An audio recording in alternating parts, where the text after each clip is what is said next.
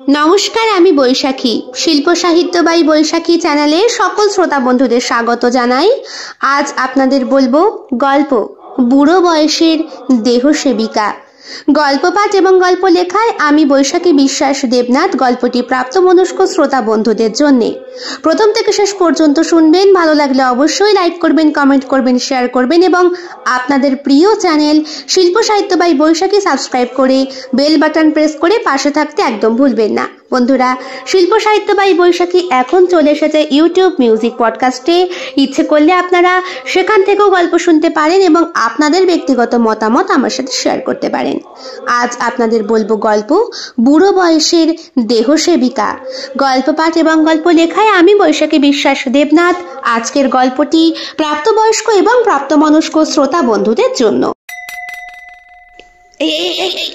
আস্তে আস্তে আস্তে, ইস, আপনি পড়েই যাচ্ছিলেন। অনেক ধন্যবাদ। ভাগ্যিস হাতটা টেনে ধরলেন। আরে, এই চড়া রোদে বাজার করতে বেরিয়েছেন কেন? বাড়িতে বুঝি আছে আমার ছেলে আর বৌমা? তাহলে ওরাই তো। আসলে ছেলে অফিস যাবে, বৌমা তাড়াহুড়ো করে রান্না করবে। তার বলে আপনি তাজ্জব ব্যাপার, এই চড়া রোদে আপনার ছেলে কিরকম মশাই? হ্যাঁ, না না, অমন করে বলবেন না। ইঞ্জিনিয়ার মানুষ, থাকে ব্যাঙ্গালোরে, ছুটিতে বাড়ি এসেছে, কটা দিন পরই চলে যাবে। বৌমা তাই একটু ভালো মন্দ, তা নয় বুঝলাম, কিন্তু আমি না ধরলে তো কেউ ধরতো না। আপনাকে অনেক ধন্যবাদ। এমন ভালো মানুষও আছে এখনো, না হলে সবাই তো মোবাইল নিয়েই। ঠিক আছে, আপনাকে কি পৌঁছে দেব? টোটোতে উঠবেন? আরে না না, আমার বাড়ি এই তো সামনেই। বাড়ি? ফ্ল্যাট না? না না না, আমার বাবার বাড়ি, ওটাই আমার ছেলের। যদিও আমি মরার পরে থাকবে কিনা জানি না। কেন? ছেলে তো অনেক বড় মাপের মানুষ, ওই পচা ফ্ল্যাটে সে ফিরে যেতে চায়। বিয়ের সময় যৌতুক হিসাবে ওর শ্বশুর ওকে দিয়েছিল, কিন্তু ওই ফ্ল্যাট শুনলেই না আমার কেমন যেন হয় শরীরের মধ্যে। তাই ছেলেকে জোর জবরদস্তি বাড়িতেই রেখেছি। ও আচ্ছা আচ্ছা। আপনি? আমি আমি একজন স্কুল শিক্ষক। আমার স্ত্রী লাবণ্যপ্রভা মারা গেছে আজ বছর 20 হতে আসলো। ওরে বাবা, তার মানে আপনার ছেলেকে অনেক ছোট রেখেই তো। আরে, আমার ছেলের বয়স এখন 40। ও আচ্ছা আচ্ছা, তার মানে আপনি অল্প বয়সে বিয়ে করেছিলেন। হ্যাঁ হ্যাঁ, অনেক কথা বলে ফেললাম, আপনার অনেকটা সময় নষ্ট হলো। তবে এরকম রোদে না বেরিয়ে একটু সকাল সকাল আসবেন। প্রয়োজনে আপনার ছেলেকে আসতে বলবেন। আপনার কিন্তু বয়স হচ্ছে, এটার দিকে লক্ষ্য রাখা উচিত। অনেক ধন্যবাদ, অনেক ধন্যবাদ। যদি আপনার নামটা? আমার নাম অর্পিতা, অর্পিতা দে। আমি আয়ার কাজ করি, সরকারি নার্সিংহোমের সঙ্গে যুক্ত আছি। আসলে নার্সিং ট্রেনিং পাশ করে বসে আছি, কিন্তু ওই ফাঁকা সিটে কে যেন এন্ট্রি করে নিয়েছে। সবই তো এখন টাকার ব্যাপার, তাই পেট চালানোর জন্যই আয়াগিরি করতে হয়। যদিও আমি চেষ্টা করছি একটা বেসরকারি নার্সিংহোমে। যদি সান্যাল সাহেব আমার ওপরে দয়া করেন তাহলে হয়ে যাবে। সান্যাল সাহেবটা? ওহ, আমি যার বাড়ি ভাড়া থাকি সেই বাড়ির মালিক আমাকে খুব ভালোবাসে। ও আচ্ছা আচ্ছা, আপনার সঙ্গে আলাপ করে খুব ভালো লাগলো। একদিন আসবেন কোন আমার বাড়ি? এই কিছুটা এগোলেই মিনিট 5-এর রাস্তা। সেখানে গিয়ে বরেন মাস্টারের নাম বললেই আমার ভিটে বাড়ি দেখিয়ে দেবে। হ্যাঁ, অনেক ভালো লাগলো আপনার সঙ্গে পরিচয় হয়ে। এখন বয়স্ক মানুষ, ছেলে ছোকরা, কারো সাথেই কথা বলার সময় পাই না আমি। সারাদিন কাজ আর কাজ। 3 বাড়িতে কাজ করি তো, বাড়িতে টাকা পাঠাতে হয়। মা ক্যান্সারের পেশেন্ট। ও ও আচ্ছা আচ্ছা আচ্ছা, শুনে খুব খারাপ লাগলো। আমি প্রার্থনা করব আপনার মা যেন সুস্থ হয়ে ওঠে। হাঁটতে হাঁটতে দুইজনে মিলে কথা বলছে।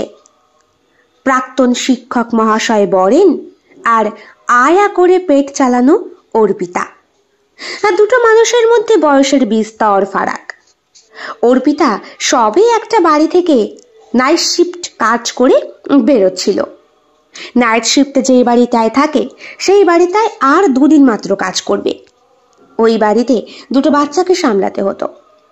এখন বাচ্চাগুলোর বেশ ডাটো বয়স হয়েছে, প্রায় 2-2.5।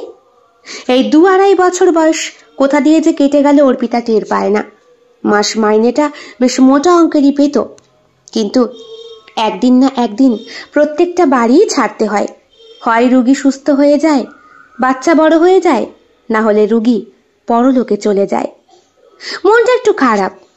সকালবেলা বেরোনোর পথে চোখে জল চলে এসেছিল অর্পিতার। বাজার করেই আজকে বাড়ি ফিরবে সে। বাড়িতে আনাজপাতি বলে কিছুই নেই। প্রত্যেক দিন বাড়ি ফিরতে পারে না মেয়েটা। মাকে দেখাশোনা করার জন্যে লতা মাসিকে রেখে এসেছে। তিনি আবার মাইনে টাইনে কিচ্ছুই নেন না, শুধু 2 বেলা 2টো খেতে পড়তে দিতে হয়। রাস্তা পার করছিল, হঠাৎ করেই দেখা হয়ে গেল এই বয়স্ক বৃদ্ধ মানুষটার সাথে। উনি বাজারের ব্যাগ নিয়ে প্রায় পড়েই যাচ্ছিলেন। চৈত্রের প্রখর রোদ, ঠাঁটা পোড়া, চাঁড়ি ফেটে যাচ্ছে জোয়ান মানুষেরই। সেইখানে একজন বয়স্ক বৃদ্ধ। তাই মনে দয়ার উদ্রেক হয়েছিল অর্পিতার। একেই সে নার্সিং ট্রেনিং পাশ করে বসে থাকা একজন প্রশিক্ষণপ্রাপ্ত নার্স, অথচ ওর চাকরির জায়গায় বেনামিতে আরেকজন চাকরি করছে। আর্থিক বল নেই বলে, বাবাও জীবিত নেই, সেই কারণেই বোধহয় ওর হয়ে লড়ার কেউ নেই। এই বৃদ্ধ মানুষটাকে দেখে মনের ভেতরে দয়া সৃষ্টি হয়। তাই ছুটতে এসে ওনার হাত 2টো ধরে ওনাকে বাঁচিয়ে তোলে। আমি চলে এসেছি, এখানে আমার বাড়ি। ও আচ্ছা আচ্ছা, ঠিক আছে, সাবধানে থাকবেন। সকাল সকাল বাজারটা সেরে নেবেন। আপনার ছেলেকেও তো বলতে পারেন। আপনি তো চাকরি করতেন, নিশ্চয়ই আপনি পেনশন পান। সে তো পাই, সেই টাকা দিয়ে গরিব মানুষের সাহায্য করি। আমার স্ত্রীর খুব শখ ছিল, বেঁচে থাকতে তো করতে পারলাম না, তাই। হো, বউকে বুঝি খুব ভালোবাসতেন? হ্যাঁ, প্রচন্ড। বৃদ্ধ বয়সে এসে নিঃসঙ্গ জীবন যে কতটা কষ্টকর এখন বুঝি। আচ্ছা আচ্ছা। 2 জনের মধ্যে টাটা বাই বাই করে একে অপরের বাড়ির দিকে রওনা হয়। রাস্তা পার হবার সময় অর্পিতা আরো একবার পেছন ঘুরে দেখে নেয় বৃদ্ধ মানুষটিকে। মাথার সবকটা চুল এখনো পাকেনি। হ্যাঁ, শক্ত সামর্থ্য, হাঁটতে চলতে পারেন। বয়সের ভারে গায়ের রঙের একটু পরিবর্তন হয়েছে। একটা সময় ফর্সা ছিলেন, এখন কেমন যেন তামাটে, অথবা প্রখর রোদে পুড়েও হতে পারে। ছেলে রীতিমতো ইঞ্জিনিয়ার, ভালোই ইনকাম করে। একটা লোক তো রাখতে পারে বাজারঘাট করার জন্য। বয়স্ক বৃদ্ধ মানুষটাকে নাকি বয়সকালে প্রত্যেকটা বাবা মাই সন্তানের কাছে বোঝা হয়ে যায়।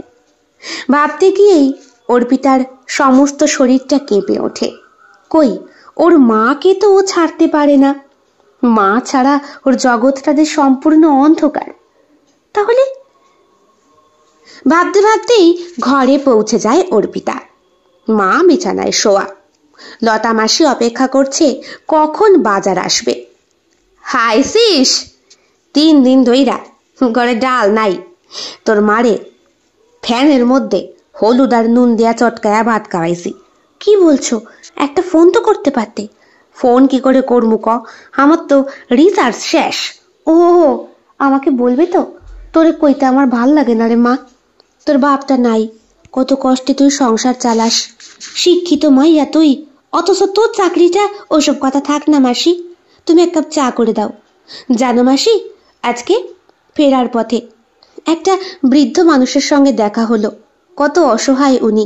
স্ত্রী মারা গেছে, ছেলে ইঞ্জিনিয়ার ব্যাঙ্গালোরে থাকে। বউ নিয়ে থাকে কিনা অত জানি না, তবে 7 সকালে বৌমা বাজার করতে পাঠিয়েছে। ভালো মন্দ খাওয়াবে তার স্বামীটিকে। লোকটির বউ নেই তো, নিঃসঙ্গ, অসহায়। আমি বললাম, ছেলে থাকতে আপনি কেন বাজার করছেন? বলল, কতদিন পরে এসেছে তাই। বাবা, একেবারে ঠিক উজি কুষ্টি জেনে এসছিস মনে হয় রে মা। আরে হ্যাঁ, হাঁটতে হাঁটতে কথা বললাম। এই বয়স্ক মানুষগুলোকে দেখলেই খুব কষ্ট হয়। এই কয়েক বছরে কম তো আর দেখলাম না।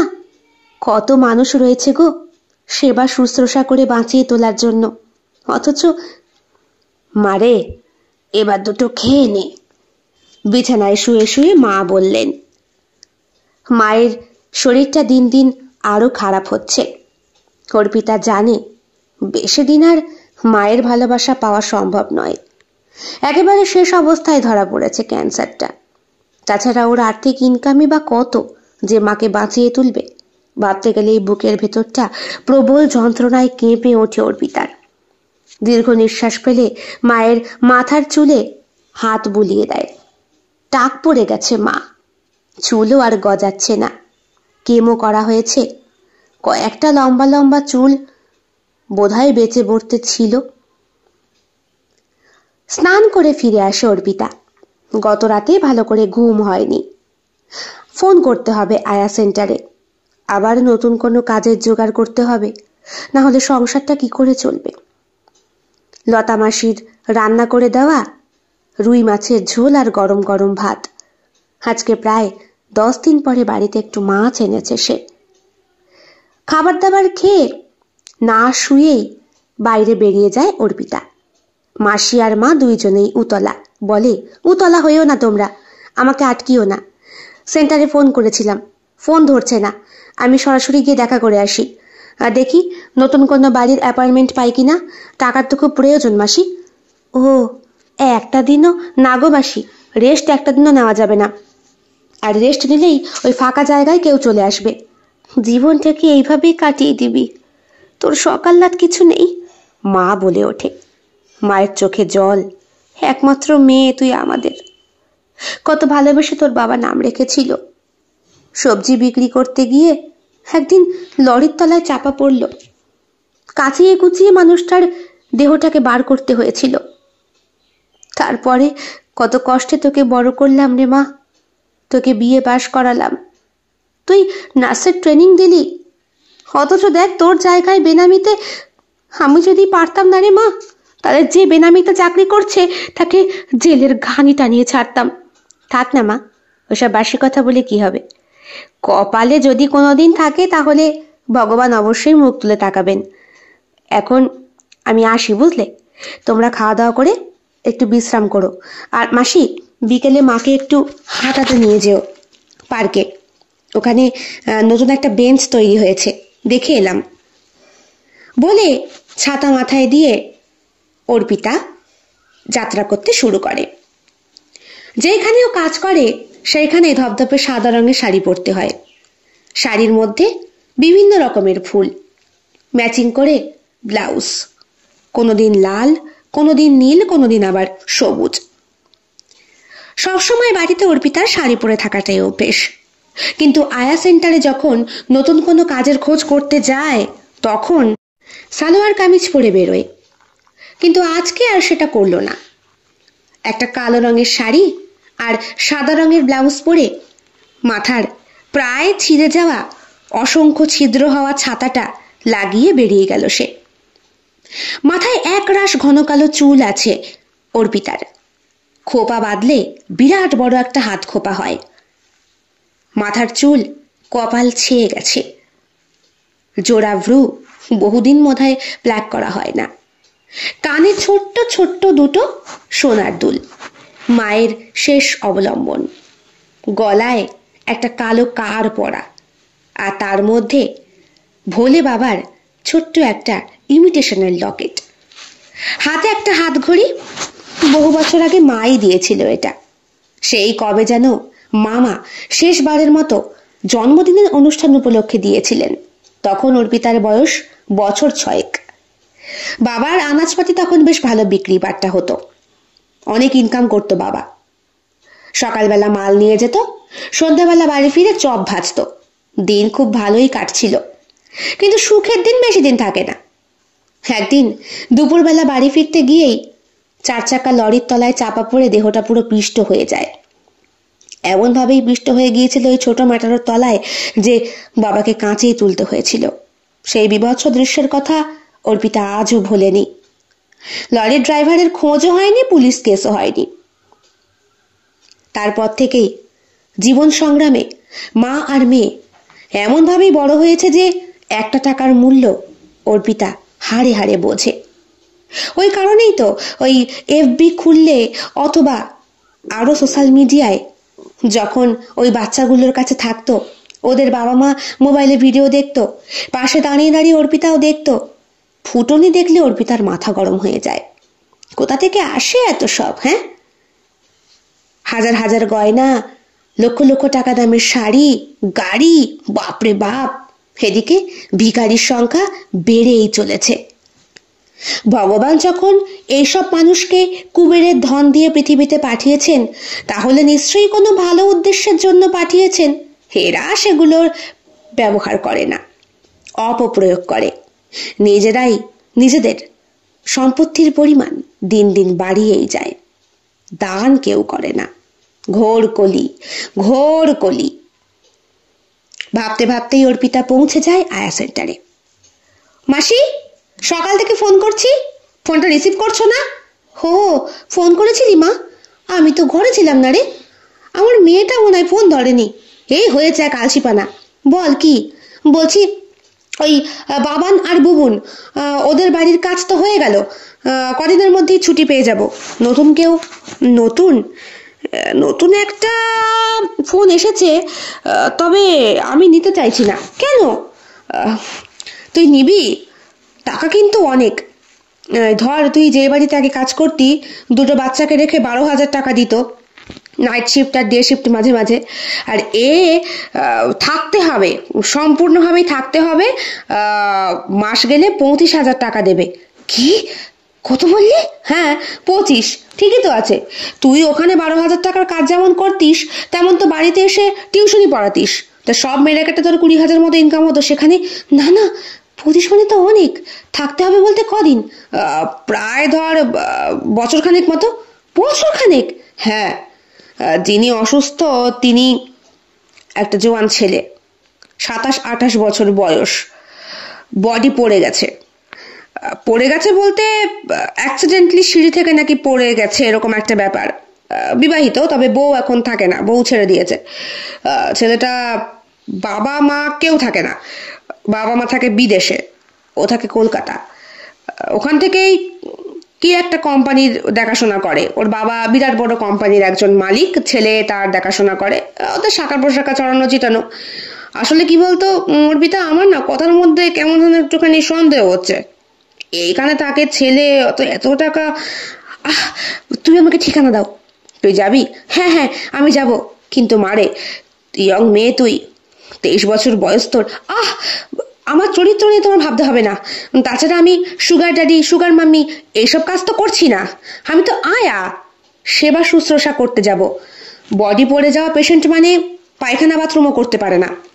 সবটাই আমাকে সামলাতে হবে, খাওয়া দাওয়া সবটাই। আর 1 বছর থাকতে বলেছে, তার মানে বোধ হয় হারে ফিজিওথেরাপিস্ট বলেছে। বিভিন্ন রকম ভাবে মালিশ টালিশ করলে কোনো সময় শান ফিরতে পারে। তাছাড়া বুঝতে পারছিস কোটিপতির ছেলে, প্রচুর টাকা খরচ করতে রাজি। তাহলে তো একজন ভালো ফিজিওথেরাপিস্ট রাখতে পারে। রেখেছিল, ছেলের কাছে টেকেনি। মানে আমার তো ওখানেই সন্দেহ রে মা। এখন আমাদের মতো গরিব আয়া সেন্টারে কেন যোগাযোগ করছে? ওরা বড়লোক মানুষ, টাকা দিলেই ওরা বিদেশে গিয়ে চিকিৎসা করতে পারবে। কিন্তু ওই ছেলেকে বাবা মা বিদেশে নিতে রাজি নয়। বোধহয় চরিত্র। ও আচ্ছা আচ্ছা, তাই হবে। তবে আমার কাছে পার পাবে না। আমি গিয়ে তো দেখি। গেলে হবে না, কন্ট্রাক্ট সাইন করতে হবে 1 বছরের। হ্যাঁ হ্যাঁ, কন্ট্রাক্টটা আমার কাছে পাঠিয়েছিল ওরা ইমেলে। আমি যদি রাজি থাকি কাউকে পাঠাতে, তাহলে ওরা একদম কোর্ট পেপার নিয়ে আসবে। ওতে কি লেখা আছে? তুই ঘরে আয় আয়, তোকে আমি দেখাই। মোবাইলটা বার করে ইমেলটা পড়ে অর্পিতা। হ্যাঁ, স্পষ্ট লেখা রয়েছে সেখানে 1 বছর কন্ট্রাক্টের কথা। দিন রাত থাকতে হবে, সেবা শুশ্রূষা করতে হবে, খাইয়ে দেওয়া, মুছিয়ে দেওয়া, এমনকি টয়লেটে পর্যন্ত হেল্প করা। আর করতে হবে ফিজিওথেরাপিস্টের কাজ। নার্সের ট্রেনিং নেওয়ার জন্য সবটাই অর্পিতা জানতো। ডাক্তারের দেওয়া কত রকমের ওষুধপালা, এক এক সময় এক এক রকমের, হাতের নখ থেকে পায়ের নখ পর্যন্ত। একটু বিরক্ত হলে অর্পিতা টাকার অঙ্কটার দিকে তাকিয়ে রাজি হয়ে যায়। বলে, বাড়ির ঠিকানা দিয়েছে? সব লেখা আছে, তুই গিয়ে কথা বলতে পারিস। একটা কাজের লোক থাকে, একটা বেটা ছেলে, বয়স্ক, রান্না বান্না সবকিছু করে দেয়, তোর সেগুলো করতে হবে না। মানে মোটামুটি এখন তুই যদি যাস, আমার মতে তুই একবার বিনার সাথে কথা বলে নে। বিনা মানে অর্পিতার মা। না না, মাকে বলো না, মা কিছুতেই রাজি হবে না। তার থেকে বরং মাকে আমি এটা বলে দেবো যে আমি একটা চাকরি পেয়েছি, তাই শহরে যাচ্ছি। মিথ্যে কথা বলবি? অসুস্থ মাটাকে কি করব বলো? মাকে পাবোই বা আর কদিন? ডাক্তার তো বলেই দিয়েছে মেরে কেটে আর বছর 3 দেখি না এই 3 বছরে মাকে যদি একটু সুস্থ করতে পারি। ঠিক আছে, তবে রিস্ক কিন্তু তোর। এখানে কিন্তু আয়াক সেন্টার কোনো রকম ভাবে দায় স্বীকার করবে না। যদি কোনো প্রবলেম, আমার আর কি প্রবলেম হবে? একটা বিকলাঙ্গ পেশেন্ট, তার দ্বারা আমাকে মানে আমার কোনো ক্ষতি করা? কিন্তু মা, পুরুষ মানুষের নজর, বলা যায় না কি থেকে কি হবে। ঠিক আছে, তুমি চিন্তা করো না, আমাকে তুমি ফোন নাম্বারটা দাও। অনেকটা জোর জবরদস্তি অর্পিতা ফোন নাম্বারটা নিয়ে নেয়। আর যখন ও বাড়ি থেকে বেরোয়, তখনও আয়া সেন্টারের মাসি সঞ্চারিদি বলে, দেখিস মা। আরে মাসি, তুমি চিন্তা করো না, আমি আমি করবো এই কাজটা। দিন 2 মধ্যে অর্পিতা খোঁজ খবর নেয় আর লাগেজপত্র গুছিয়ে সরাসরি গিয়ে হাজির হয় ওই ব্যক্তির বাড়ি। কোর্ট পেপারে সাইন করে দিয়েছে, জমাও হয়ে গেছে সেটা। একটা বয়স্ক বৃদ্ধ মতো লোক এসেছিল, স্যুটটাই পরা। দেখে মনে হলো ইনিই বোধহয় বাড়ির মেন কেয়ারটেকার, রান্না বান্না দেখাশোনা করে। কথাবার্তায় বেশ সজ্জন ব্যক্তি, বয়স আন্দাজ এই 55-65 কাছাকাছি হবে, বাবাদের বয়সী। মানুষটি কথাবার্তায় বেশ ভালোই লাগলো অর্পিতার। কোনো রকম মানে অসঙ্গতিপূর্ণ বাক্য বুঝতে পারেনি। বেশ কয়েকবার কলিং বেল বাজানোর পরে ভেতর থেকে একটি ছেলের কণ্ঠস্বর ভেসে আসে। কে? আমি, নতুন আয়া। হো, আসছি।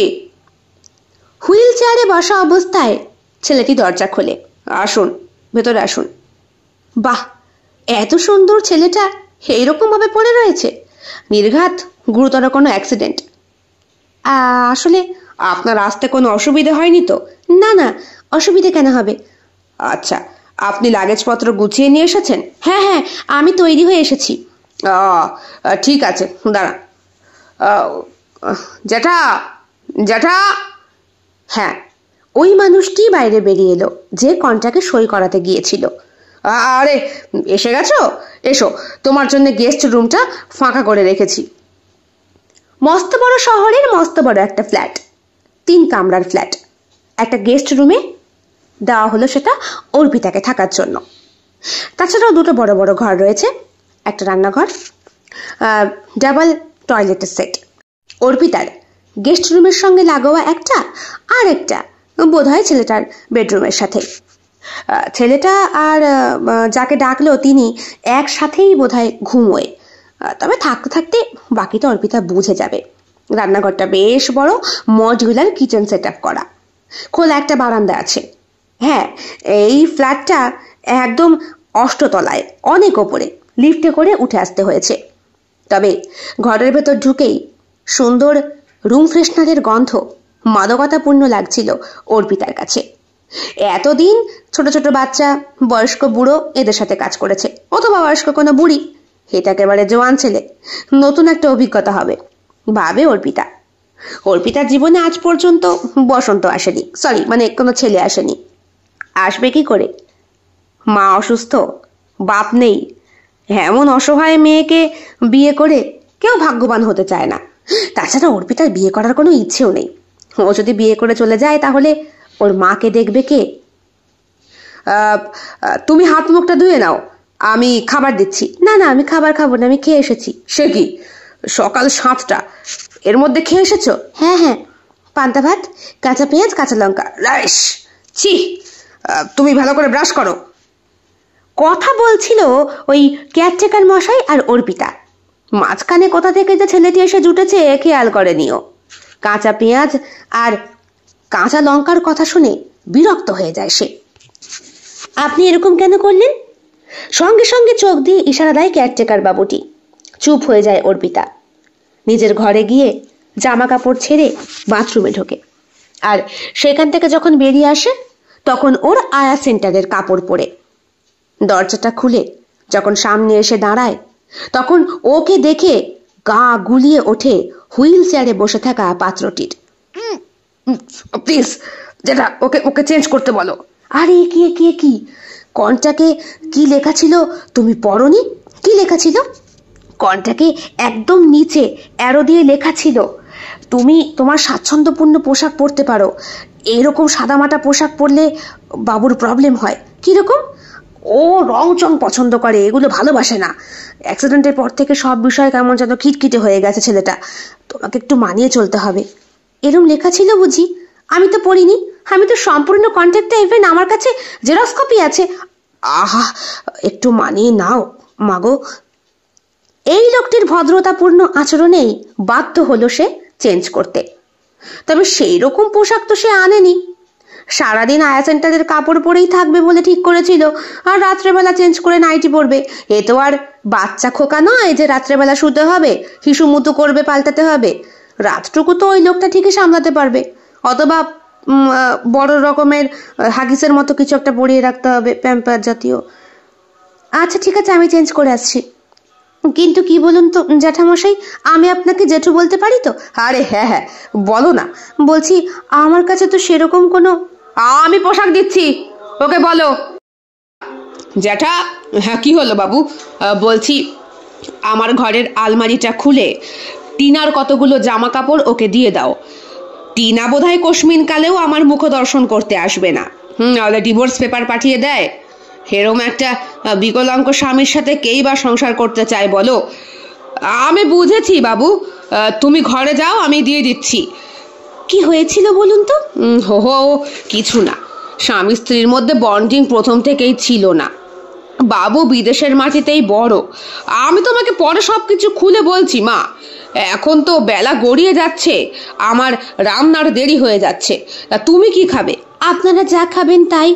না আসলে বাবু স্যুপ খায়, তরল জিনিস ডাক্তার ওকে দিতে বলেছে। আমার জন্য কোনো রকম দুটো সিদ্ধ ভাত। আমার তাতেই চলবে জ্যাঠা, আমি অত্যন্ত গরিব ঘরের মেয়ে, আমি পারবো অ্যাডজাস্টমেন্ট করে নিতে। আরে শুনে খুব ভালো লাগলো। এর আগে যে মেয়েটি, সেই মেয়েটি কেন কাজ ছাড়লো ওটা তো জানা হয়নি। তুমি আস্তে আস্তে সব বুঝেও যাবে, জেনেও যাবে। আমি বরং তোমার পোশাকটার ব্যবস্থা আগে করি। বলে জ্যাঠামশাই খুব দ্রুত ঘর থেকে বেরিয়ে গেলেন এবং অনেকগুলো জামা কাপড়ের সেট নিয়ে আসলেন। একবার যেন শুনতে পেল অর্পিতা, ছেলেটি বলছে ওই গ্রাউন্ডটাও দিয়ে দাও। ওটাই তো পড়তো টিনা, ওটা দিয়ে আমি আর কি করব? তাছাড়া ও তো আর আমার কাছে কোনোদিন আর ফিরে আসবে না, তাই। কিন্তু বাবু তোমার কাছে একটা স্মৃতি যদি থাকে, মানে না না না না না না না, ওই বাজে মেয়ের কোনো স্মৃতি আমি বহন করতে পারবো না। তুমি ওইটা ওকে দিয়ে দাও, ও ব্যবহার করুক। গরিব ঘরের মেয়ে, ও এসবের মর্যাদা ঠিক বুঝবে। কিছুই বুঝতে পারে না সে, চুপ করে থাকে। বলে কিরম হলো ব্যাপারটা বলুন তো? মানে বুঝতে পারছি না, এমন ভাবেই কেন বললো? বাবু কোনো মেয়ে ছেলেকেই আর সহ্য করতে পারে না। খুব ছোটবেলায় বাবুর জন্মদাত্রী মা বাবুকে ছেড়ে চলে গিয়েছিল। দাদা বাবু তারপরে একটা বিয়ে করে। আগে তো ওরা কলকাতাতেই থাকতো, কিন্তু দাদা বাবু যাকে বিয়ে করে সেই লোকটির একমাত্র মেয়েকে তিনি শর্ত দিয়েছিলেন ঘর জামাই থাকতে, সুদূর বিদেশের মাটিতে। তখন বাবু নেহাত খুব ছোট, বছর 5 বয়স। দেখাশোনা করার একটি মেয়ে মানুষ তো দরকার, তাই বাবুর বাবা বিয়ে করেছিলেন। কিন্তু ছলে বলে কৌশলে ওনাকে ঘর জামাই করা হয়, আর ওখানেই শিফটিং করে ওনারা। বাবুও তারপরে চলে গিয়েছিল বাবার কাছে, মায়ের কাছে। যতই হোক, সৎ মা আর নিজের মায়ের মধ্যে বিস্তর পার্থক্য হয়। ওই মার সেই রকম ভাবে বাবুকে নিজের ছেলের মতো আগলে রাখতে পারেনি। তারপর থেকেই দুজনের মধ্যে সম্পর্কটা ছাড়া। এরপরে বাবু ভালোবেসে টিনা ম্যাডামকে বিয়ে করে। কিন্তু মেয়ে ছেলেকে দেখলেই বাবুর সারা শরীরটায় কেমন যেন জ্বলন ধরতো। প্রথম বোধহয় সাংসারিক জীবনটা ভালো হলেও পর দিয়ে হয়নি। আমি তো শুনতে পেরেছিলাম টিনা ম্যাডামের নাকি চরিত্রে দোষ আছে। বাবুর সাথে এক ঘরে সে থাকতো না, এক এক দিন এক এক রকম পার্টি করতো, ছেলে পেলের সঙ্গে বেলেল্লাপানা করে বেড়াতো, তারপরই দুইজনের মধ্যে অশান্তি। একদিন অশান্তির মাত্রা ছাড়িয়ে যায়। টিনা বায়না করে সে এইখানে থাকবে না, বিদেশের মাটিতে চলে যাবে, কারণ তার সেখানে নাকি একটা জব হয়েছে।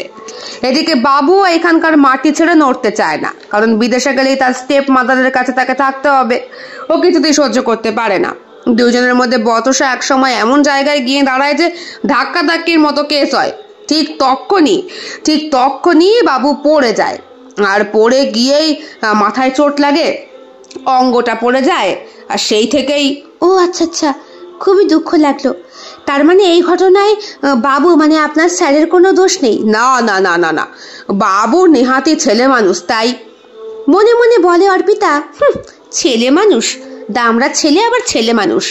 নেহাত বিছানায় পড়েছে তাই, না হলে দামাল চেহারা এক সময় ছিল, দেখেই তো মনে হচ্ছে। কত মেয়ে মানুষের জীবন নষ্ট করেছে, তার ঠিক আছে নাকি? এখন দোষ কার? মেয়েটির। সব ক্ষেত্রেই এই মেয়ে মানুষগুলোকে দোষ দিয়েই তোমরা ক্ষান্ত হয়ে যাও। মুখে কিছু বলে না, কারণ এইসব দেখে অর্পিতার লাভ নেই। ওর প্রয়োজন অর্থের, নিজের মাকে বাঁচানোর জন্য। তাই তো এই কাজটা সে বেছে নিয়েছে। দুপুর গড়িয়ে বিকেলের সময় এক কাপ গরম চা ওর কপালে জোটে।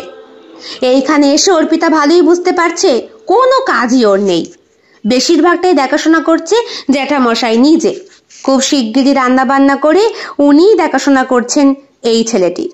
অথচ দেখো, পত্রিকায় বিজ্ঞাপন দেওয়া একটি কাজের মেয়ের দরকার, আয়া, যে কিনা দেখাশোনা করবে। কিন্তু এখানে এসে কোনো কাজ না পেয়ে ভালোই হয়েছে। একদিকে মাইনেটাও বসে বসে পাওয়া যাবে। প্রথমেই সে 6 মাসের মাইনে অ্যাডভান্সে পেয়ে গিয়েছে। পুরো টাকাটাই তুলে দিয়ে এসেছে মায়ের হাতে। আর মায়ের ডাক্তারি চিকিৎসার জন্য ভার দিয়ে এসেছে লতা মাসি আর সঞ্চারী মাসির কাছে। ওনারা আয়া সেন্টারে কাজের সঙ্গে সঙ্গে মায়ের দেখভালও করতে পারবে। মাকে বলেছে সে কলকাতা যাচ্ছে জরুরি একটা কাজে, চাকরি পেয়ে গেছে। 1 বছর পর ছুটি হলে আবার চলে আসবে।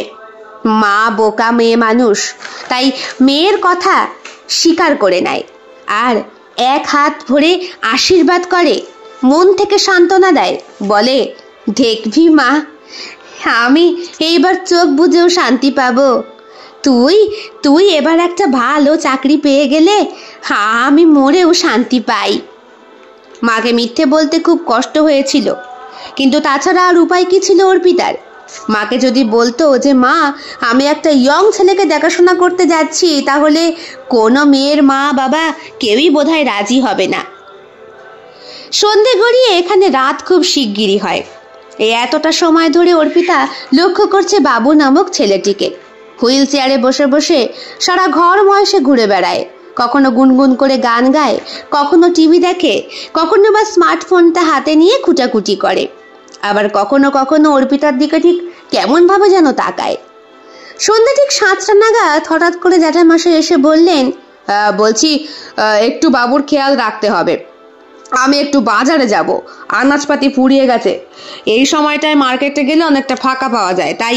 হ্যাঁ ঠিক আছে, যান না, আমি তো ওনার দেখাশোনা করার জন্যই এসেছি।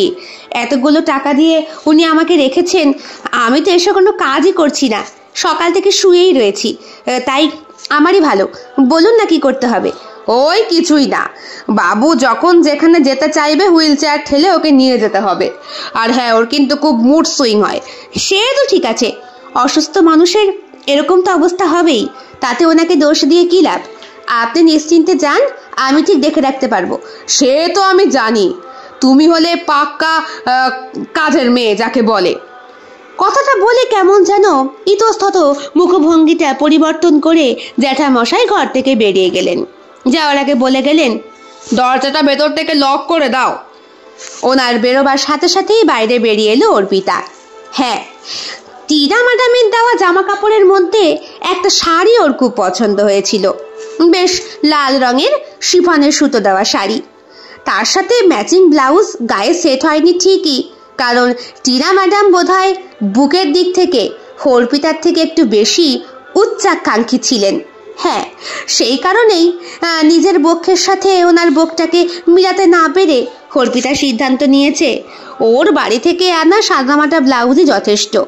শাড়ি যেমনই হোক, ব্লাউজটা পরে শাড়িটা গায়ে দিয়ে দরজাটা বন্ধ করে যখন ঘুরে দাঁড়ায় অর্পিতা, তখন দেখে হুইল চেয়ার ঠেলে মানুষটি ওর সামনে এগিয়ে এসেছে। বাবা, এতক্ষণ দূর থেকে যেরকম লাগছিল, চোখের দৃষ্টি অতটাও সভ্য নয়, কিছুটা অসভ্য আছেই। দু চোখ দিয়ে যেন গিলে খাচ্ছে অর্পিতার সমগ্র সৌন্দর্যটাকে ওই চেয়ারে বসা ব্যক্তিটি। অর্পিতা বলে, হাঁ করে কি দেখছেন? দেখছি, তোমাকে দারুণ সুন্দর লাগছে। এখনো পর্যন্ত এসে তুমি আমার সঙ্গে ঠিক করে আলাপই করলে না, দূরে দূরে সরে যাচ্ছ। আমি কোথায় দূরে সরলাম? আমাকে প্রয়োজন তো আপনার, আপনি তো আমাকে ডাকলেই পারতেন। তাছাড়া আমি তো লক্ষ্য করছি ওই জ্যাঠামশাই নামক ব্যক্তিটি আপনার দেখাশোনা করছে। বাঁধন চাচা, বাঁধন চাচা, জ্যাঠা বলে আমি ডাকি। উনি খাস মুসলমান, কিন্তু আমার বাবার খুব ভালো বন্ধু ছিলেন। জানো, উনি তৎকালীন সময়ের মাধ্যমিক পাশ করা লোক, চাকরি বাকরি হয়নি বলতে আমার বাবার সাথে ওনার আত্মীয়তা এতই ছিল যে এখানেই থেকে গেলেন। বাড়ি ওনার সংসার নেই, বিয়ে থা করেননি। আমি বড় হয়ে জানতে পেরেছিলাম আমার মাকে দুটো মানুষ ভালোবাসতেন, এক আমার বাবা আর এক ইনি। তা ব্যাপারটা কি হলো, আমাদের তো ধর্ম আলাদা, জাতও আলাদা। তা আমার মায়ের সঙ্গে বাবার বিয়েটাই সঠিকভাবে হলো, কিন্তু ইনার সঙ্গে সম্পর্ক তো কিছুতেই কাটাতে পারেনি মা আর ইনি নিজেও। শেষ পর্যন্ত দুইজনে মিলে একদিন কাননে গিয়ে সিদ্ধান্ত নিল যে উনি আমার বাবার চাকর হয়ে থাকবেন, এতে আমার মাকে সবসময় চোখে চোখে দেখতে পারবেন। আর আমার মাও অ্যাকচুয়ালি এখন তো আমি ভাবি আমার জন্মশালা কার কে জানে, আমি আমার বাপের তো নাকি। ছি, নিজের মা সম্পর্কে এমন বলতে আপনার লজ্জা করে না? আর লজ্জার কি আছে, ভালোবাসায় কত কি হয়ে যেতে পারে। তাছাড়া বাপটাও নেই, মাটা তো কবেই মরে গেছে, আর বাপ থেকেও নেই। আমার বাপ আমার মা মরার কিছুদিনের মধ্যেই বিয়ে করে নিয়েছিল, তাহলেই ভাবেন আদৌ আমার মার সাথে সেরকম সম্পর্ক ছিল কি না। এদিকে চাচা জ্যাঠা হয়ে আমাকে লালন পালন করেই সারা জীবন কাটিয়ে দিল। তা আমি যদি ওনার ঔরসজাত নাই হলাম, তাহলে আমার প্রতি এত স্নেহ ওনার কোথা দিয়ে আসে? সত্যি বাবা, আপনাদের পুরুষ মানুষদের বোঝা অনেক দায়। ঠিক তাই, এই তোমাদের মতো মেয়ে ছেলেদেরও তাই, বুঝতে বুঝতেই অর্ধেক জীবনের চুল পেকে যায়। তাছাড়া তোমার বক্সগুলো কিন্তু সুন্দর। Mind your own business. আপনি কি ভাষা ইউজ করছেন আমার সঙ্গে? এ বাবা, তা তুমি তো বললে তোমাকে যখন আমার প্রয়োজন তখন ডাকবো, তো এখন প্রয়োজন, ঘর খালি, বিছানাও ফাঁকা। আরে মশাই, আপনি তো আচ্ছা পাগল মানুষ আছেন, আমি কি আপনার কলগার্ল নাকি? আরে বাবা, কতগুলো টাকা দিয়ে তুমি এসেছো, এই তো একটু আগেই বলছিলে জ্যাঠাকে তুমি একটা কাজও পাচ্ছ না, তাই তোমাকে একটা ভালো কাজ দিচ্ছি। আমার বেডরুমে চলো, তোমাকে দেখুন, এরকম করলে কিন্তু আমি থানায় ফোন করব। সে করতে পারো, কন্ট্রাক্টে সাইন করার আগে তোমার হুঁশ ছিল না? সেখানে তো লেখা রয়েছে তোমাকে যেমন করে খুশি ব্যবহার করতে পারি। নেভার, হতেই পারে না। আমার কাছে জেরক্স কপি আছে, আনবো? বলে অর্পিতা দ্রুত পায়ে ওর ঘরের দিকে এগিয়ে যায় এবং দরজাটা ভেতর থেকে নক করে দেয়। এদিকে দরজার বাইরে দাঁড়িয়ে দাঁড়িয়ে তখনও পর্যন্ত জোরে জোরে হেসেই চলেছে বাবু ওরফে অমিয়। দরজা দিয়ে কি হবে? কদিন? আমি সব মধু চুষে খাবই। সব বেটা ছেলেগুলো একরকম, মেয়ে মানুষকে দেখলেই শরীর নিয়ে পড়তে ইচ্ছে করে। আমার জাস্ট বিরক্ত লাগে। আমি যে কেন এলাম? আমাকে সঞ্চারী মাসি ঠিকই বলেছিল, এর বাড়িতে কাজের লোক থাকে না এর চরিত্রের জন্য। এই লোকটি হয়তো এরকম ভাবেই বাজার করতে যায়, আর তখনই অসহায় মেয়েগুলোর সুযোগ নিয়ে। কি হলো? বেরিয়ে এসো। আরে আমাকে দিয়ে ভরসা নেই নাকি? তোমার একটু কষ্ট হবে না, এসো। বাবা, অসহ্য, এই লোকটা কখন আসবে? বলে অর্পিতার খেয়াল পড়ে সে এই দ্রুত পায়ে নিজের ঘরে আসতে গিয়ে ফোনটা রেখে এসেছে টেবিলের ওপরে। এইবার যদি ওকে লতামাসি ফোন করে বা মা যদি ফোন করে, এখন কি হবে? 1 বছরের জন্য এই বাড়িতে ও বন্দিনী, তাই বলে প্রত্যেকটা রাত কি ওকে কষ্টের মধ্যে কাটাতে হবে? ভাবতে ভাবতেই নিজের সেলফোনটা বাজার শব্দ টের পায়। আরে তোমার ফোন বাজছে। আচ্ছা, আমি কিচ্ছু করব না, এসো, বাইরে এসো। একটা অসহায় মানুষকে দিয়েও তোমার কোনো ভরসা নেই নাকি? ডাক্তার বলেছে ভালো করে ফিজিওথেরাপি না করলে আমি সালা উঠেই বসতে পারবো না। আরে এসো এসো এসো। কি হলো? ছেলেটি অনেকবার ডাকার পরে মেয়েটির ভয়টা একটু কাটে। দরজা খুলে অর্পিতা বেরিয়ে আসে, বলে, আমার ফোনটা ওই তো যেখানে রেখে এসেছো। দৌড়ে অর্পিতা ফোনটা আনে, দেখে একটা রং নাম্বারের কল। হ্যাঁ হ্যাঁ, হ্যালো হ্যালো, আমি সঞ্চারী মাসি বলছি, পৌঁছেছিস? হ্যাঁ মাসি, হ্যাঁ মাসি। ফোনটা কেটে যায়। আসার সাথে সাথেই মাসিকে নালিশ? আরে আমি তো তোমাকে বাঁধিয়ে দেখছিলাম। শোনো, যেই মেয়ে অল্পতে বিকিয়ে যায় তাকে আমার খুব অপছন্দের, কিন্তু যেই মেয়ে নিজেকে পবিত্র রাখে তাকে আমি ভীষণ পছন্দ করি। তুমি তাদের মধ্যেই পড়ো। আমি যেই মেয়েটাকে বিয়ে করেছিলাম না, টিনা, প্রথমে তো অল্প বয়সে প্রলোভনে পড়ে বিয়েটা করে ফেলেছিলাম, তারপরে বুঝলাম এই মেয়ে সস্তার মাল। আজ আমার এক বন্ধুর সঙ্গে, কাল আর এক বন্ধুর সঙ্গে, এইভাবেই তো একদিন ঝগড়াটা প্রকার হলো। সালা আমাকে এক ধাক্কা মারলো, কেস করলাম, আর উল্টো কেস হলো আমার নামে, আমি নাকি ওর উপরে মানসিক আর শারীরিক টর্চার করি। বোঝো ঠেলা। ডিভোর্স করতে যে কত হ্যাপা পোহাতে হয়েছে আমার। বাবা তো এই জন্য আমার উপরে আরো বেজায় খোঁজে রয়েছে। আমিও বাবাকে সাফ সাফ বলে দিয়েছি, এই জীবনে আর বিয়েই করব না। কেন? আরে বাবা, প্রত্যেকটা মেয়েই তো একই রকম ছলা কলা করে। ঢোক গেলে অর্পিতা। ছেলেটা কি বলে? এক এক সময় এক এক রকম স্বভাবের মানুষ। সত্যি পুরুষ মানুষের চরিত্রটাও বোঝা দেয়। হ্যাঁ, এইখানে থাকতে থাকতে প্রায় মাসখানেক কেটে গেছে। মানুষটা একটু খ্যাপা টাইপের। যখন তখন অর্পিতার গায়ে হাত দেওয়ার চেষ্টা করে, বিশেষ করে যখন জ্যাঠামশাই ঘরে থাকেন না। এই তো কিছুদিন আগে জ্যাঠামশাই বলে গেলেন ওকে স্নান করাতে। অর্পিতা তখনও স্নান করেনি। ভাগ্যিস, এ তো আর বাচ্চা ছেলে না। অর্পিতা বলল, আপনি বাথরুমে যান, আমি জল রেডি করে দিয়েছি। সে কি, তুমি তো আমার আয়া, আমার গায়ে ভালো করে সাবান মাখিয়ে দেবে না? হে বাবা, ওটাও আপনি পারবেন না? আপনার হাত দুটো তো ঠিক আছে। তবুও তোমাকে এতগুলো টাকা দিয়ে রেখেছি, মনে রেখো। কথাটা হজম করে নেয় অর্পিতা, বলে, কথায় কথায় টাকা দিয়ে কেন খোটা দেন? নেহাত অর্থের প্রয়োজন, তাই? না হলে কি কাজ ছেড়ে দিয়ে চলে যাবে? কখনো পারবে না। কোর্ট পেপারটা পড়ে দেখেছিলে?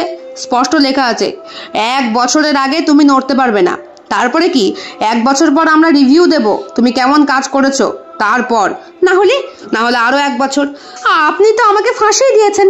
ফাঁসার আগে ভাবা উচিত ছিল। নাও নাও নাও, সাবানটা ভালো করে ঘষে দাও। অর্পিতা মনে মনে ভাবে, এর যে বয়স 28 বছর মনেই হয় না, মনে হয় যেন বছর 40-এর একটা ছেলে। কিভাবে খাটাচ্ছে ওকে। এই ভালো করে সাবান দিয়ে দাও।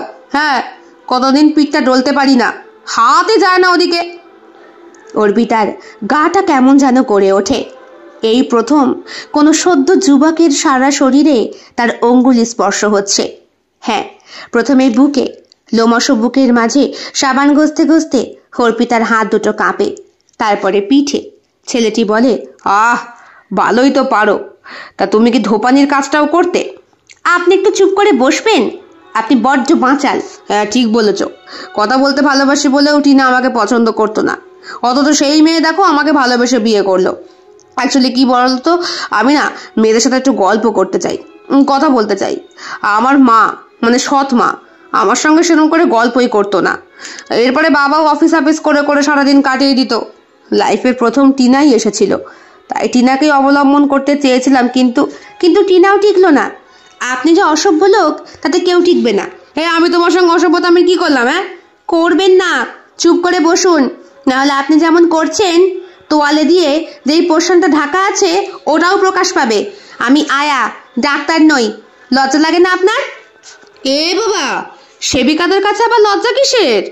বলে তোয়ালেটা সরিয়ে দেয় বাবু, ওরফে অমিয়। হে বাবা, চিচি চিচি চি। লজ্জায় চোখ ঢেকে বাথরুম থেকে বাইরে বেরিয়ে আসে অর্পিতা। এমন সময় ঘরের দরজা খুলে জেঠু ঢোকে।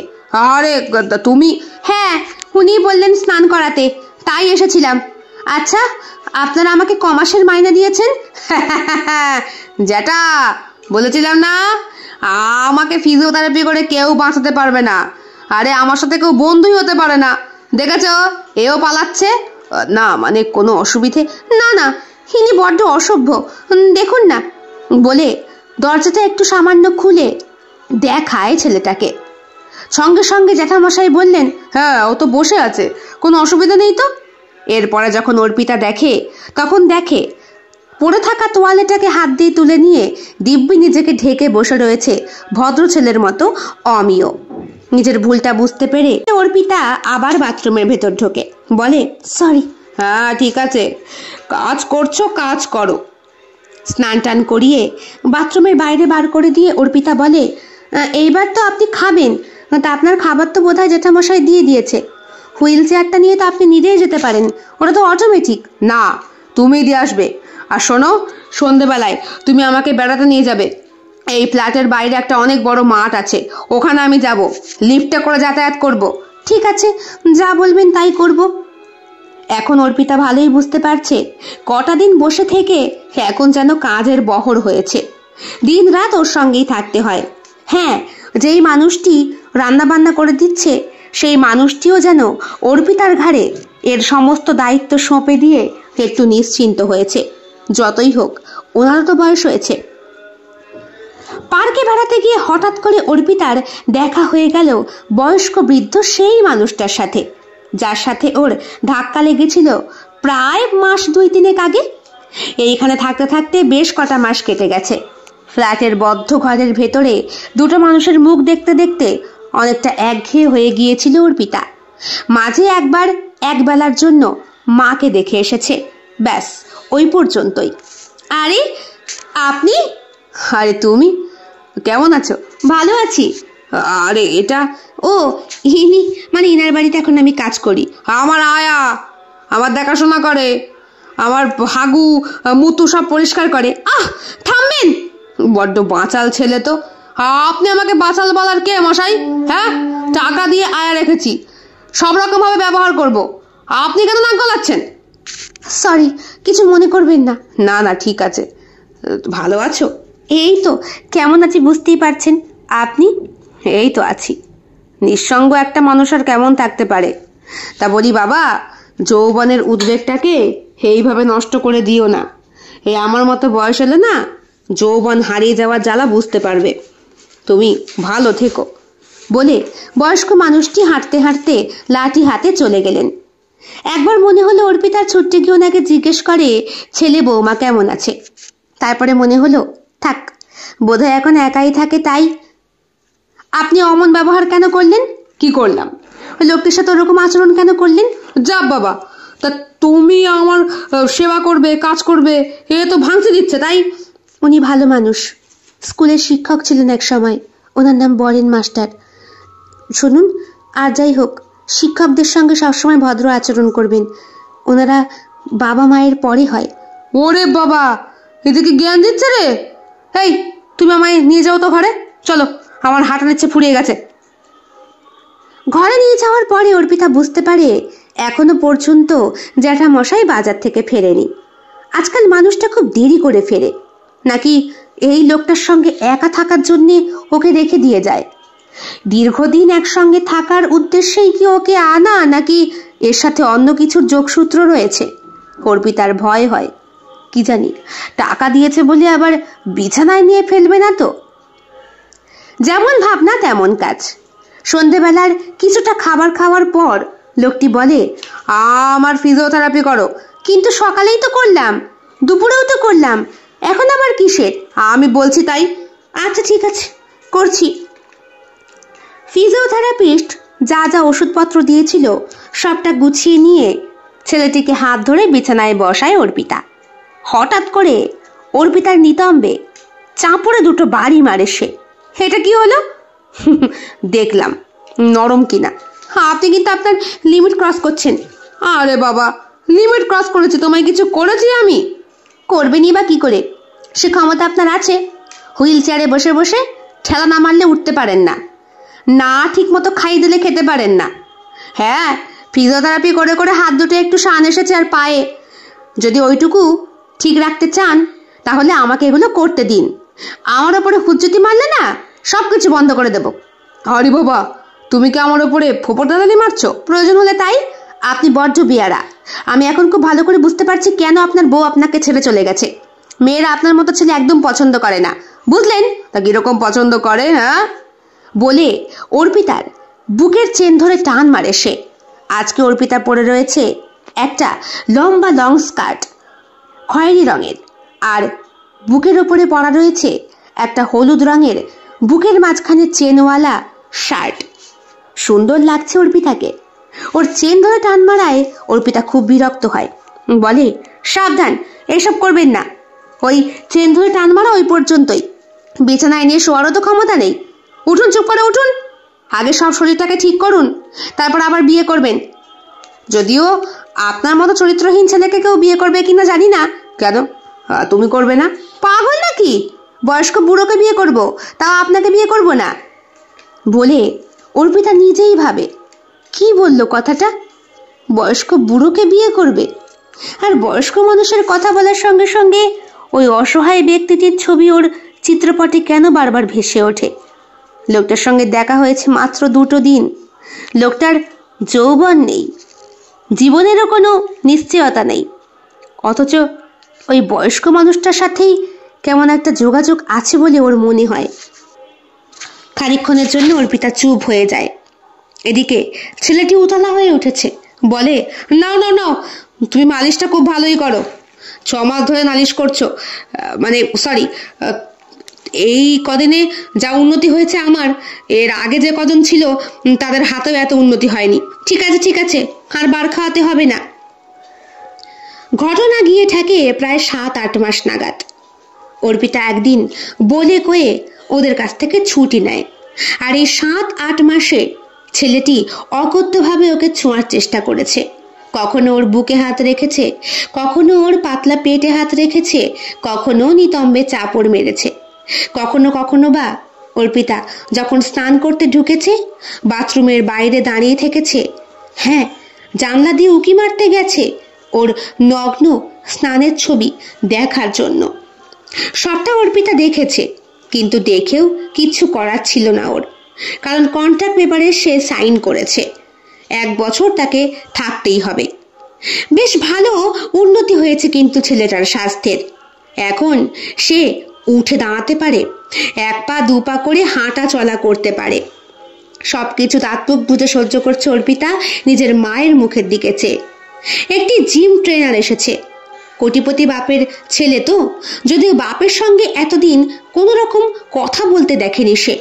হ্যাঁ, ওই জ্যাঠামশাই নামক ব্যক্তিটি মাঝে মধ্যে ফোনে কথা বলে, বোধহয় ওর বাপের সাথেই বলে, টাকা পয়সা লেনদেন নিয়ে কথা বলে, তারপরে ফোনটা রেখে দেয়। এই ছেলেটিও এই কদিন অর্পিতার সঙ্গে থাকতে থাকতে অর্পিতাকে ছাড়া এখন এক দণ্ডও চলতে পারে না। স্বভাবের কিছুটা পরিবর্তন করতে পেরেছে অর্পিতা। কথায় কথায় বুকে হাত দেওয়া, পেটে হাত দেওয়া, নিতম্বে হাত দেওয়া, সেসব থেকে বিরত না করতে পারলেও এখন একটু ভদ্র আচরণই করে সে। আজকে আবার কোথায় যাচ্ছ? আমি একটু মায়ের সঙ্গে দেখা করে আসি, বহুদিন হয়ে গেছে মায়ের সঙ্গে দেখা করি না। ও, মাকে খুব ভালোবাসো? খুব। মা বেঁচে আছে বলেই রয়েছি, না হলে কি মরে যেতে? ধরুন ওই রকমই। আচ্ছা, তোমার এসব কাজ করতে ভাল লাগে? আমি তো ইচ্ছাই করি না, আমি পেটের দায় করি, বাঁচতে হবে তাই করি। তাছাড়া কি? বাবাটা নেই। ও, তোমার বাবা নেই? না, অনেক দিন হয়েছে বাবা মারা গেছে, আমি তখন অনেক ছোট ছিলাম। I am so sorry. আপনি দুঃখিত কেন হচ্ছেন? আপনার মুখে দুঃখ মানায় না। তাছাড়া আপনি তো ছ্যাবলা মার্কার ছেলে। আচ্ছা, একটু সত্যি কথা বলুন তো, টিনার সঙ্গেও কি এরকম করতেন? হ্যাঁ, করতাম, কিন্তু টিনা আমার ভালোবাসাটাকে বোঝেনি, ও ভাবতো আমার চরিত্র নষ্ট। আচ্ছা, তুমি একটা কথা বলো তো, নিজের বউকে একটু যদি চুমু খাই তাতে কি এমন দোষের? কোনো দোষের না। তাহলে তো আপনার বউটির চরিত্রই খারাপ বলতে হবে। তাহলে দেখো, শেষ পর্যন্ত কিন্তু আমি ভিলেন হলাম না। তাড়াতাড়ি এসো। তাড়াতাড়ি আসবো। জ্যাঠামশাই কোথায়? জ্যাঠা 2 দিনের জন্য গ্রামের বাড়ি গেছে। ওনার, তুমি যে বললে ওনার নাকি কোনো বিয়ে নেই, মানে সরি, আপনি যে বললেন ওনার সংসার নেই। সংসার নেই, গ্রামের বাড়ি গেছে মানে এই তো নয় যে বউ মেয়ের সঙ্গে দেখা করতে গেছে মা বাবার সঙ্গে দেখা করতে। ওনার বাবা মা এখনো বেঁচে আছে? হ্যাঁ, তবে খুবই অসুস্থ, বিছানায়। এই কদিন আগেই ফোন এসেছিল। আচ্ছা আচ্ছা, বুঝলাম। তারপরে অর্পিতা ঘর থেকে বেরিয়ে যায়, বলে, দরজাটা ভেতর থেকে বন্ধ করে নিন। হ্যাঁ হ্যাঁ, তা নিয়ে চিন্তা করতে হবে না, একটা বিকলাঙ্গ ছেলের কাছে কেউ আসবে না মরতে। দরজা বন্ধ করতে করতে হাসি মুখে বলে অমিয়।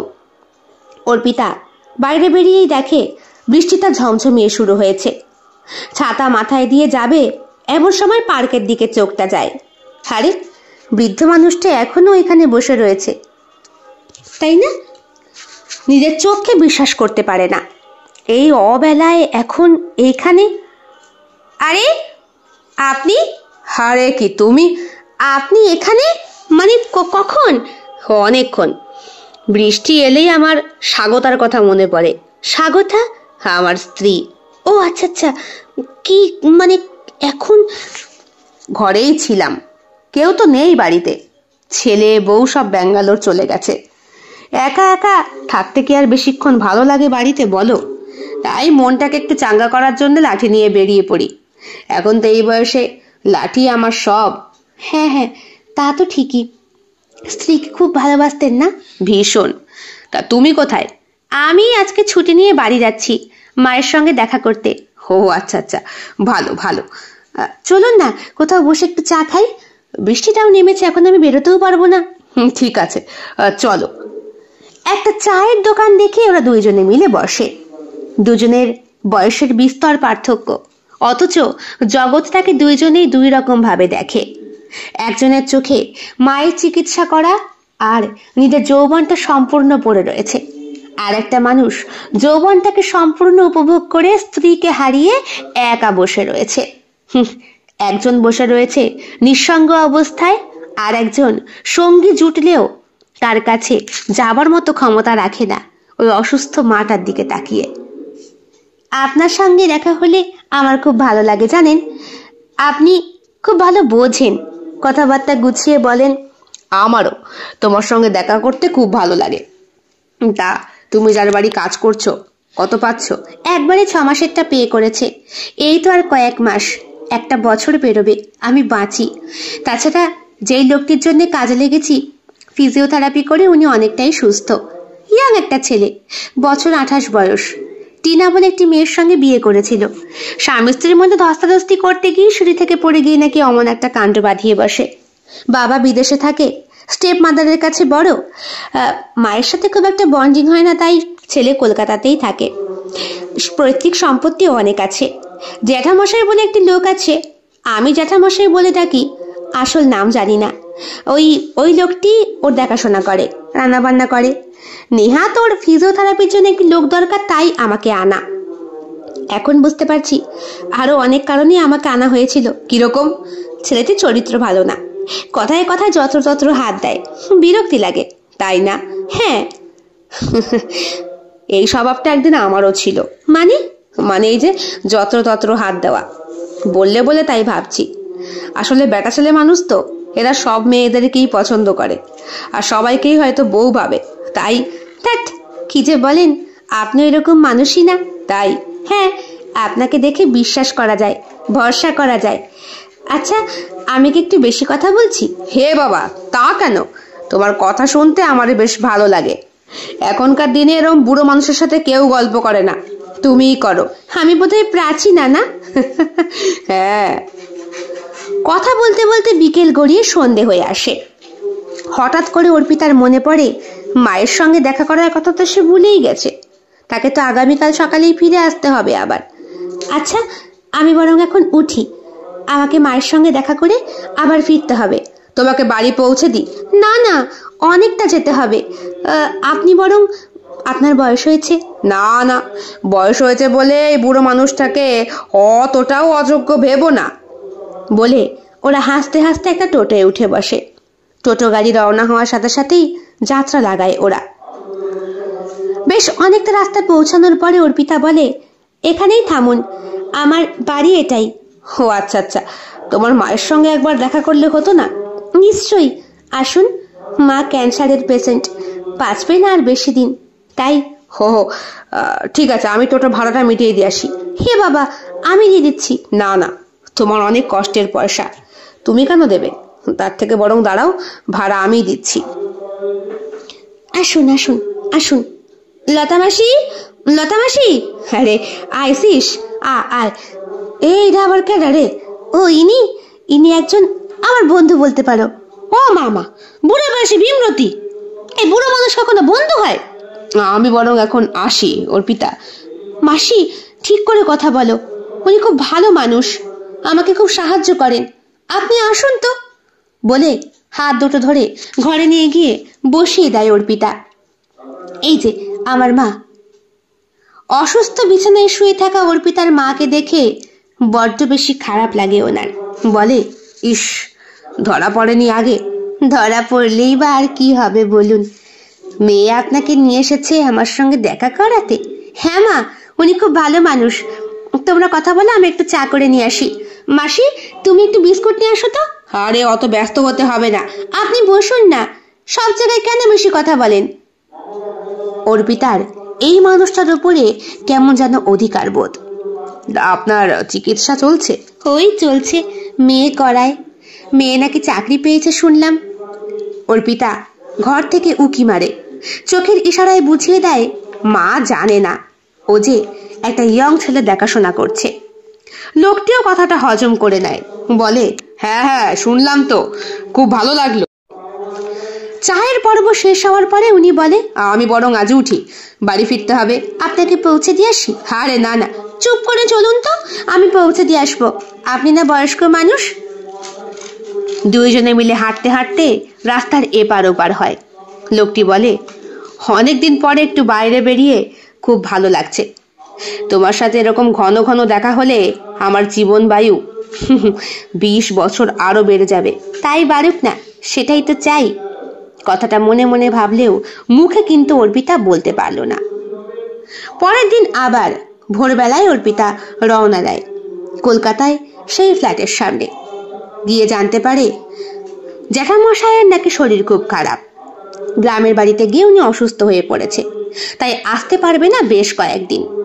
আর অমিয়র মন যেন তত বেশি ফুরফুরে হয়ে গেছে।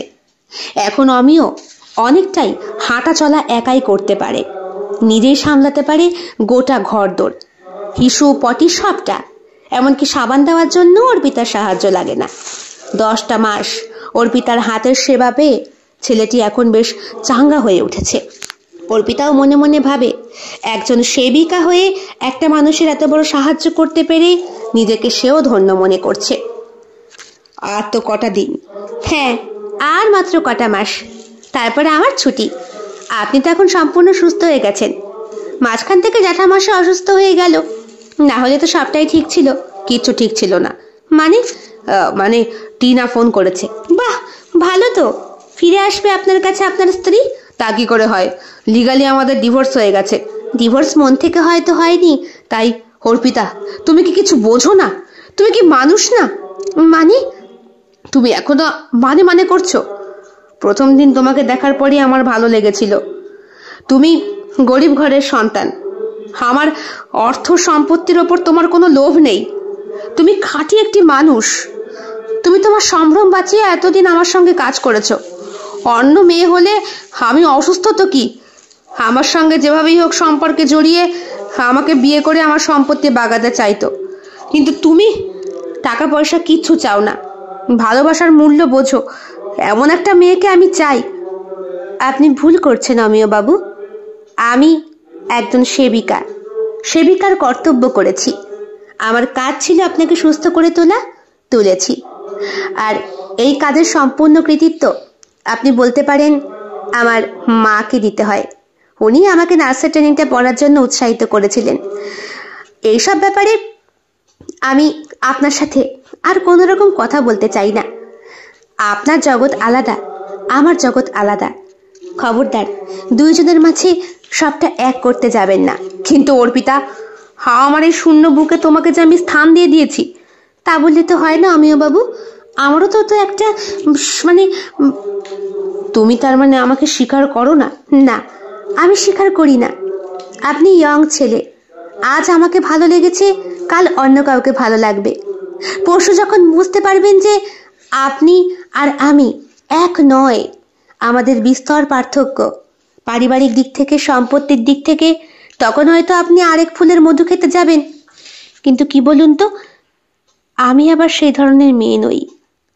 হ্যাঁ, যার প্রকৃতি আমাকে প্রয়োজন, আমি তার কাছে নিজেকে সমর্পণ করতে রাজি। তাছাড়া আমার বয়স্ক মাটাকে দেখার জন্য তো একটা লোক দরকার। কিন্তু তোমার তো উচিত তাহলে আমার মতো একটা ছেলের সঙ্গে। না, আপনার জ্যাঠামশাই চলে এলেই আপনি আমাকে ছেড়ে দেবেন। টাকা পয়সা 1 মাসের আর দিতে হবে না, অনেক দিয়েছেন, ওই আমার কাছে যথেষ্ট ছিল। বলে খানিকক্ষণের জন্য অর্পিতা তাকিয়ে থাকে অমিয়র দিকে। অমিয়র চোখ পড়ে না। প্রথম প্রথম মেয়েটিকে অনেক রকম ভাবে বাজিয়ে দেখেছে অমিয়। এখন বুঝতে পারছে ওর সিদ্ধান্তই ভুল। সব মেয়ে টিনার মতো হয় না, সব মেয়ে শরীর বিকিয়ে চলে না। অনেকবার ওকে ছুঁতে গিয়েও সরে গেছে অমিয় ভয়ে। এই তো চলে এসছেন, কতদিন পর এলেন। জ্যাঠামশাই, আপনার হাতে এই যে আপনার ছেলের ভার তুলে দিলাম। এখন উনি সম্পূর্ণ সুস্থ, উনি এখন অফিস জয়েন করতে পারবেন। ডক্টরের প্রেসক্রিপশনের লেখা যাবতীয় ওষুধপত্রই কিন্তু আমি ব্যবহার করেছি। আমার এখন ছুটি, আমার মাস মাইনে আমি পেয়ে গেছি। আজকে আমার আসার দিন, আপনিও চলে এলেন, ভালোই হলো। কিন্তু কিন্তু মা, একটা কথা, আমি জানি কি বলবেন। আপনার ছেলের সাথে আমাকে সম্পর্কে জড়াতে বলবেন তো? মাফ করবেন, আমি অন্য একজনকে কথা দিয়েছি, তাকে ছাড়া এই জীবনে কাউকে গ্রহণ করতে পারবো না। কাকে জিজ্ঞেস করে অমিয়। অর্পিতা বলে, মনে আছে পার্কে একদিন একটা বয়স্ক মানুষের সঙ্গে দেখা হয়েছিল? আমি এমন একজন পরিপক্ক মানুষকে চাই যে জীবনটাকে দেখেছে সম্পূর্ণভাবে। এখন উনি সঙ্গী হারা, তাই ওনার পত্নীর গুরুত্বটা উনি বুঝতে পারছেন। আপনি এখনো সেই বোধ অর্জন করতে পারেননি অমিয় বাবু। আপনি ইয়ং, রক্ত গরম, যখন যেই ফুলের মধু খেতে পারবেন সেখানেই ছুটে যাবেন। আপনার স্ত্রীর চরিত্র খারাপ আমি কখনো বলবো না, কারণ তালি কখনো এক হাতে বাজে না। আপনার স্ত্রী যদি খারাপ হয়ে থাকে তাহলে তার পিছনেও আপনার ভূমিকা অবশ্যই আছে। একটা অপরিচিত মেয়ের শরীরে আপনি কি করে হাত দেন? আপনি আমার বুকে, নিতম্বে, পেটে আমার বিনা অনুমতিতে স্পর্শ করেননি। নেহাত আপনি অসুস্থ ছিলেন, তাই ওইসবগুলোকে আমি এখন ভুলে যেতে চাই। যে কোনো মেয়ে তার স্বামীকে এইভাবে দেখলে সহ্য করতে পারবে না, তাকে ছেড়ে চলে যাবে। আপনার স্ত্রীও হয়তো সেই কারণেই আপনাকে ছেড়ে চলে গিয়েছিল। আর রইল বাকি আপনার মা, বাবা আর এই জ্যাঠামশাইয়ের গল্প। আমি তো সবটাই জানি। জন্মের ব্যাপারে আপনার কোনো দোষ নেই, সেটা নিতান্তই আপনার মায়ের ব্যক্তিগত, কারণ একটি মেয়েই জানে তার গর্ভজাত শিশুটি কার বীর্যের মাধ্যমে জন্মগ্রহণ করছে। আমি আসি, বেশি কথা বাড়াতে চাই না। কথাটা বলেই বাক্সপ্যাটরা গুছিয়ে নিয়ে অর্পিতা ঘর থেকে বেরিয়ে যায়। মুক্ত অক্সিজেন গ্রহণ করে। আজকে ওর জন্য পার্কে বসে বয়স্ক মানুষটি অপেক্ষা করছে। লোকটি হয়তো জানেই না অর্পিতা যে ওকে জীবন দিয়ে বসেছে, ভালোবেসে ফেলেছে। আসলে সমাজ কখনোই এইরকম সম্পর্ককে স্বীকৃতি দেয় না। সবাই বলবে, মরণ, বুড়া বয়সে বিমরতি হয়েছে বলে শুইতে পারবে বউয়ের সাথে। সবকিছু শুইলেই হয় না, শোয়ার ওপরেও একটা কিছু থেকে থাকে, সেটা হলো নির্ভরশীলতা। হ্যাঁ, একে অপরের প্রয়োজন হয়ে থাকা, প্রিয়জন হওয়ার সঙ্গে সঙ্গে। এ কি তুমি? হ্যাঁ, দেখা করতে এলাম আপনার সাথে। বলছি, আপনার ছেলে তো ব্যাঙ্গালোরে থাকে, আপনি মাইনে পান না? হ্যাঁ পাই, তাতে আমার চলে যায়। আপনার খাওয়া দাওয়া? হ্যাঁ, আমি নিজেই দুটো ফুটিয়ে খাই। কেন বলো তো? না মানে দেখুন, আমি তো সবে একটা কাজ ছেড়ে আসলাম, অনেকগুলো টাকা পেতাম। ডাক্তার বলেছে মা এখন অনেকটাই ভালো আছে। অনেকদিন পরে আবার আজকে একটু বেরিয়েছি, ভাবলাম আপনার সঙ্গে একটু দেখা করি। তুমি কি করে জানলে আমি এখানে? আপনি তো রোজই এখানেই থাকেন, এই কদিনে আমি ভালোই বুঝতে পেরেছি। একটা প্রস্তাব দেব, যদিও বেশি মাইনে নেব না, তবুও। কি বলো তো? আপনারও তো বয়সটা কম হয়নি, আপনার দেখাশোনা করার জন্য আপনি আমাকে আয়া হিসাবে রাখবেন। কিচ্ছু লাগবে না, দুবেলা দুমুঠো খেতে দেবেন, আর টাকা পয়সা আপনি যা বুঝবেন তাই। কারণ আমি যে কোনো কাজ বিনিময় ছাড়া করি না, মানে বুঝতেই পারছেন, আমার টাকার প্রয়োজন, আর আপনার একটি সেবিকার দরকার, তাই বলছি। কিন্তু আমার কাছে কেন? তোমাদের আয়া সেন্টারে তো আরো কত ভালো ভালো কাজ। হ্যাঁ আছে, অনেক রকমের। আসলে আপনি কেমন যেন আমার কাছে প্রিয়জন আর প্রয়োজন দুটোই হয়ে উঠেছেন। আপনার ছেলে আপনাকে দেখে না, বৌমা আপনার কাছে থাকে না, আপনার স্ত্রী মারা গেছে, আপনি সম্পূর্ণ একা আর নিঃসঙ্গ। আমিও বড্ড একা। মা মরে গেলে আমারও না এই মাথাটা কারো ঘাড়ে রাখার মতো আশ্রয় নেই। তাই বলছিলাম, কিন্তু অর্পিতা, তুমি যে এই কথাটা বলছো তার মানে বোঝো? সবটাই বুঝি। সম্পর্কটা মেনে নেবে না সমাজ, তাই তো বলছি। সমাজকে দেখানোর খাতিরেই যা ভালো বুঝবেন দেবেন খনি। তাছাড়া আপনার সঙ্গে থাকার পাশাপাশি আমি তো আরো কয়েকটা বাড়িতে গিয়ে কাজ করব। তাতে আমার মায়ের দেখাশোনার খরচ আমি ঠিক তুলে নেব। রইল বাকি আমার জীবনটা, ওটা না হয় একজন সেবিকা আয়া হিসাবে আপনার সাথে আমি কাটিয়ে দিলাম। পারবেন না আমাকে গ্রহণ করতে? কিন্তু তুমি যেটা বলছো সেটা কি করে পসিবল? কেন পসিবল নয়? আমি তো বলছি না আমাকে বিয়ে করতে। অ্যাজ এ আয়া আপনি আমাকে রাখবেন, আমি আপনার দেখাশোনা করব, আপনাকে চোখের সামনে দেখতে পাবো, ওটাতেই আমার শান্তি। আমি এতদিন কাজ করে একটা জিনিস বুঝতে পেরেছি, শরীর, যৌবন, দেহ, মোহের মাধ্যমে আমরা সম্পূর্ণ জীবনটা কাটিয়ে দিই। কিন্তু জীবনের আসল গুরুত্বপূর্ণ জায়গা ভালোবাসা, ওটা আমরা কেউ উপলব্ধি করি না, কেউ উপলব্ধি করি না। আমি এতদিন যার বাড়ি কাজ করতাম, সেই ছেলেটি পর্যন্ত অসুস্থ হয়েও আমার সাথে কত কি করতে গেছে। এই দেহের তাড়নায় মানুষ শেষ হয়ে যাচ্ছে। কত শিশু ধর্ষিত হচ্ছে, কত বৃদ্ধ ধর্ষিত হচ্ছে। অথচ এসবের থেকেও যে ঊর্ধ্বে থাকা যায়, একটা বয়স্ক মানুষই হয়তো সেটা রিয়েলাইজ করতে পারে। কিন্তু সব বয়স্ক মানুষ তো সেরকম নয় অর্পিতা। এমন অনেক বদমাশ লোকও আছে। তবুও আপনি তো তাদের মধ্যে পড়েন না, আর আমিও সেই সব মেয়েদের মধ্যে পড়ি না।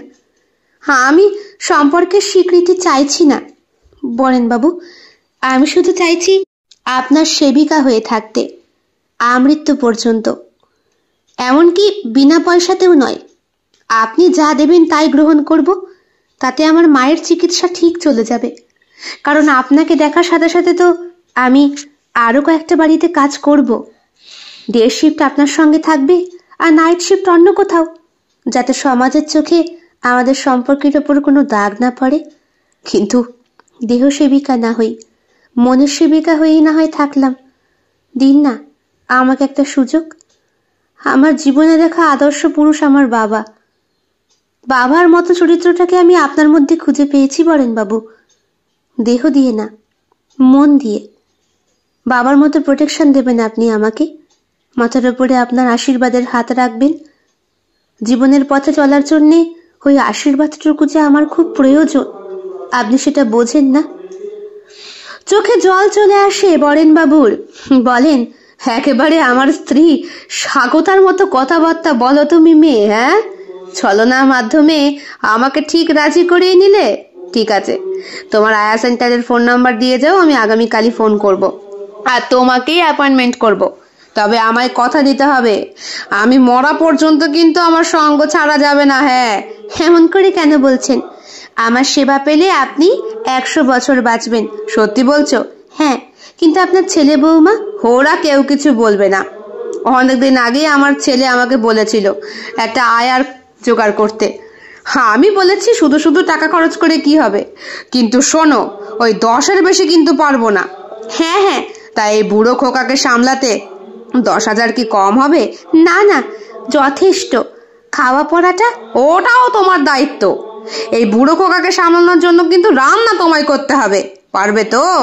যেমন বাজার করে এনে দেবো সেরকম। হ্যাঁ, খুব পারবো, খুব পারবো বলে হাসে অর্পিতা। কিছু কিছু সম্পর্কের সমীকরণ আমাদের সবার জানা অজানার ঊর্ধ্বেই থেকে যায়। কে জানে এর পরিণতি আদেও সুফল হয় কিনা। কেমন লেগেছে আজকের নিবেদন? কমেন্ট বক্সে কমেন্ট করতে কেউ ভুলবেন না। আর ভালো লেগে থাকলে অবশ্যই লাইক করবেন, শেয়ার করবেন এবং আপনাদের প্রিয় চ্যানেল শিল্প সাহিত্য বাই বৈশাখী সাবস্ক্রাইব করে অবশ্যই পাশে থাকবেন। দেখা হবে অন্য আরো একটি ভিন্ন স্বাদের গল্পের সঙ্গে খুব শিগগিরই। বন্ধুরা, বেল বাটন প্রেস করতে কিন্তু একদম ভুলবেন না, নতুন গল্পের নোটিফিকেশন চট জলদি পেয়ে যাবার জন্যে। দেখা হবে খুব শিগগিরই আরো নতুন একটি ভিন্ন স্বাদের গল্পের সঙ্গে। সবাই খুব ভালো থাকবেন, সুস্থ থাকবেন এবং শরীরের যত্ন নেবেন। বিদায়।